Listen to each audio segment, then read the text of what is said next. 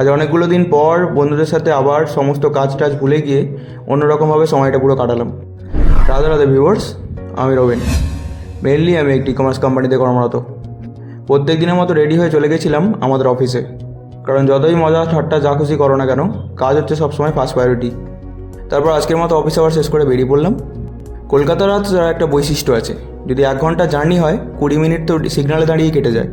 দেখ তো, তারপর পৌঁছালাম আমাদের রানীহাটিতে, আর সেখানে একটা টেস্ট অ্যান্ড ওয়েটে গিয়ে একটা প্রথমে কেক কিনলাম সুব্রত ভাইয়ের বার্থডে সেলিব্রেশনের জন্য।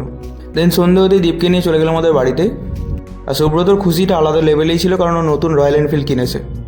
হ্যাঁ, ভাইয়ের গাড়ি তো হয়ে গেছে, খুব তাড়াতাড়ি যেন ভাইয়ের একটা নতুন বউ ভালো করে হয়, সেটার জন্যই ঠাকুরের কাছে প্রার্থনা করছিল আর কি। তারপর আমি আমার অনুপম স্যারকে আনতে গেলাম, আর তারপর আমরা সবাই মিলে সুব্রত ভাইয়ের বার্থডেটা সেলিব্রেট করলাম। আর আমাদের সবাইকে কেক খাইয়ে আমরা যাতে না মা খাই, ও নিজে নিজেই কেক মেখে ফেলেছে। দেখ তো, একদিকে ভালোই করেছিল, আমাদের আর আলাদা করে কোনো দায়িত্ব নিতে হয়নি। তারপর পৌঁছে গেলাম মেলাতে, যেটার জন্য আমাদের মেন যাওয়া। আমাদের মাঠের কালী পুজোতে ভিড়টা আজীবন বরাবর একইভাবে রয়ে এসছে। আমরা 4 বন্ধু মিলে ভিড়ভাড়টা ঠেলতে ঠেলতে কোনো রকমে মায়ের কাছে গিয়ে মায়ের দর্শন করলাম ভালো করে। মায়ের দর্শন করার পর চলে গেলাম একটা জিলিপির দোকানে, কারণ এটাই তো মেলার ইউএসপি। তারপর অনেকে সবাই মিলে আড্ডা দিয়ে জিলিপি টিলিপি খেয়ে ফিরলাম বাড়ির জন্য। তোমরা প্রত্যেকে খুব ভালো থেকো, আর প্লিজ আমায় ফলো করো।